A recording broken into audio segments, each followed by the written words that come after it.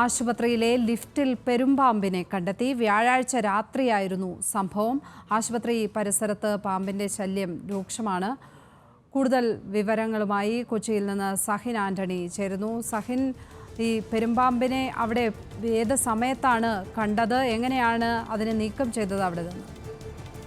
ലക്ഷ്മി, ഈ തൃപ്പൂണിത്തുറ സർക്കാർ ആയുർവേദ ആശുപത്രി കഴിഞ്ഞ ഏതാനും നാളുകളായി കാട് പിടിച്ചു കിടക്കുകയാണ്. അവിടെ എത്തുന്ന രോഗികൾ പലപ്പോഴും ഈ പാമ്പിനെ കണ്ട് ഭയന്നുകൂടേണ്ട ഒരു അവസ്ഥ ഉണ്ടായിട്ടുണ്ട്. ഇത് പാമ്പ് ശല്യം അവിടെ കൂടുതലാണ് എന്നുള്ളൊരു പരാതി നിയമവിക്കടക്കം ലഭിച്ചിരുന്നു. എന്നാൽ കൃത്യമായ ഒരു നടപടി പല ഭാഗങ്ങളിൽ നിന്നും ഉണ്ടാകാത്തത് കൊണ്ട് തന്നെയാണ് ഇത്തരത്തിൽ പാമ്പ് ശല്യം അവിടെ വർദ്ധിച്ചുകൊണ്ടിരിക്കുന്നതും. കഴിഞ്ഞ വ്യാഴാഴ്ച രാത്രിയായിരുന്നു ഇപ്പോൾ ഈ സംഭവം ഉണ്ടായത്. ആശുപത്രി പരിസരത്ത് പാമ്പിന്റെ ശല്യം കൂടിയിരുന്ന ദിവസം അന്ന് ലിഫ്റ്റിലായിരുന്നു പെരുമ്പാമ്പിനെ കണ്ടെത്തിയത്.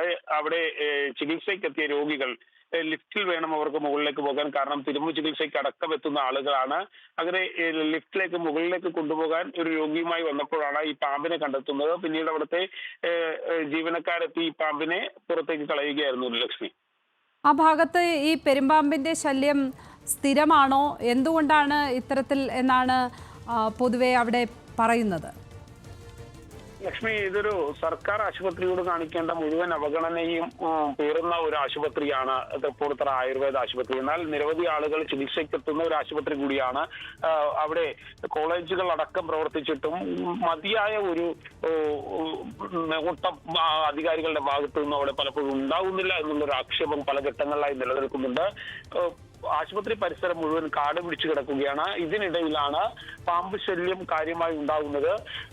ഇത് കഴിഞ്ഞ വ്യാഴാഴ്ച രാത്രി ഇത്തരത്തിൽ ലിഫ്റ്റിൽ പോലും പാമ്പ് കയറി കിടക്കുന്ന ഒരു രീതി അല്ലെങ്കിൽ ഒരു നില ഉണ്ടായിരുന്നു എന്നുള്ളതാണ് മനസ്സിലാകുന്നത്. ലക്ഷ്മി, സഹിൻ ആന്റണിയാണ് വിശദാംശങ്ങൾ നൽകിയത്.